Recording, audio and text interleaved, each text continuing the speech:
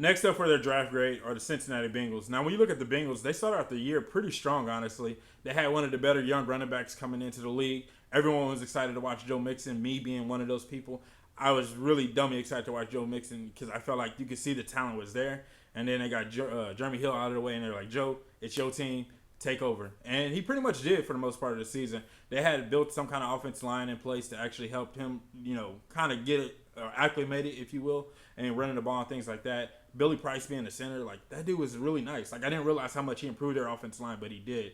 And then you fast forward towards like the mid to late season, then the injuries start to pile on. I think Tyler Eifert got hurt at the beginning of the year. We had Andy Dalton get hurt towards the end of the year. AJ Green get banged up. Tyler Boyd got banged up. They were losing players left and right. And it was probably the first time in my recent history that I can remember that the Bengals were one of those teams that just had the injury bug hardcore. And they'd not been one of those teams, but I felt like they've always been a talented roster. So it gave them opportunity for guys like Tyler Boyd to show up and show what he could do. The quarterback situation, that was just all bad. They needed to figure that out. But then, at the same time, I felt like Marvin Lewis started to lose the team a little bit, and that's what you've seen when you fast forward to the offseason, is that the Cincinnati Bengals felt like it was definitely time to move forward with the new head coach. They kind of kept threatening at it, like 2 years ago, I want to say. They threatened at the idea of getting rid of Marvin Lewis, but they never really pulled the trigger. They finally pulled the trigger. So with the new regime coming in, I was really excited to see what this team is going to look like. And so far, they've done a pretty decent job. I'm really excited to see what this season is going to look like and what they're going to be able to do once the ball's kicked off. In my personal opinion, their best pick was Jermaine Pratt.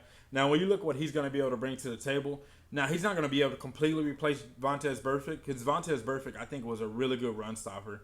Like, he was a pretty adequate coverage linebacker, but when it comes to stopping the run, Burfict was that dude. He was the guy that can get in there, and I think that was just his style of play. He was just that dirty kind of player. You know what I mean? Like dirty, like as far as like not worried about going there and get his nose dirty, but then at the same time, he's the guy that's like blasting somebody coming across the field while they're not looking.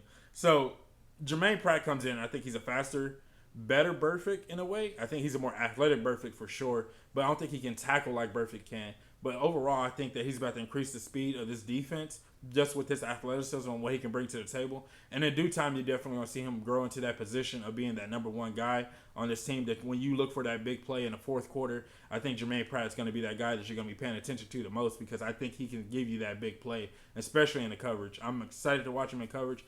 He's definitely going to be a beast, and he's probably one of my favorite players coming out this year's draft. Now, their worst pick was Drew Sample. Now, it wasn't Sample himself, because I think this pick made the most sense in the entire world. And I'm not sure where they had him graded and where the NFL world themselves had him graded. But they took him in the second round.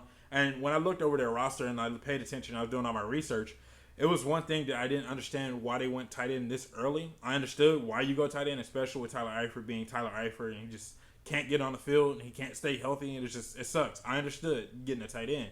I think Sample is that guy. I think he's the perfect tight end for the Cincinnati Bengals and what they want to do. But the thing I didn't like was that they never went back and addressed the safety position.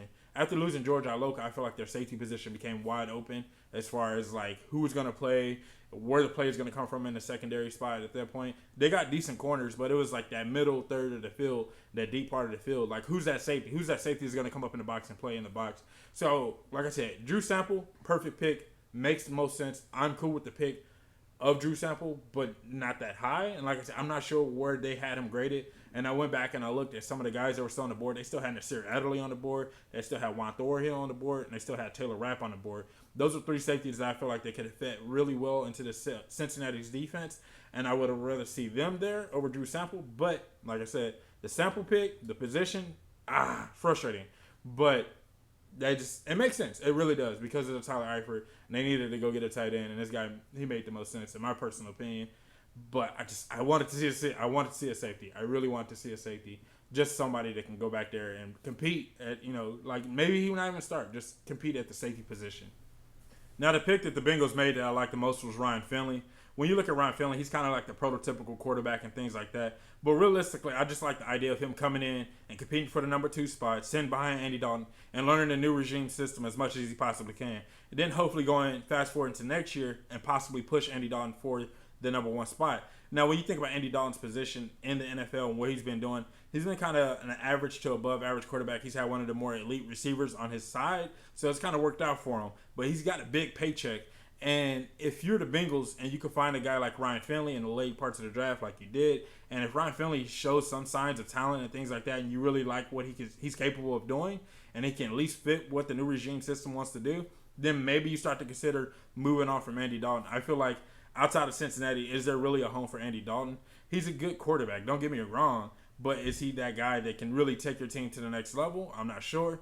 You put Andy Dalton, like right now, if you took Andy Dalton and you put him on the Washington Redskins with that top level defense, it'd be interesting to watch him there.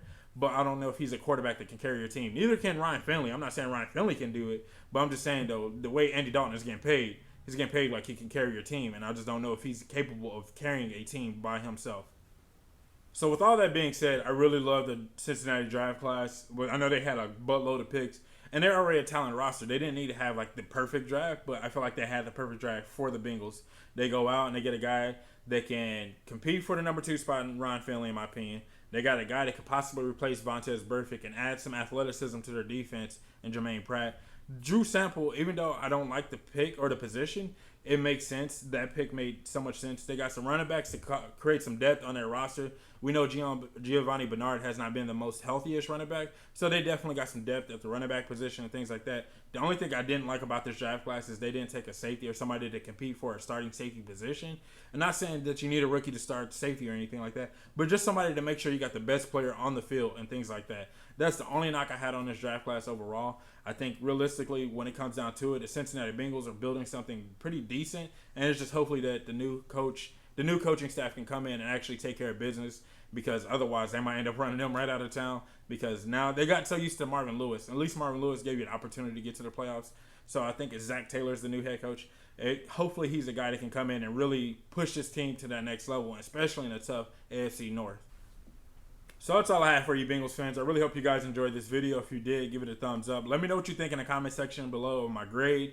Was you okay with your team not taking a safety? Things like that. Just let me know. I'm always here to debate football. I'm always here willing to talk football. And I'm excited to hear from you guys. And if you guys are not a footballologist yet, go and subscribe to the YouTube channel so they become a footballologist. And stay safe, football fans.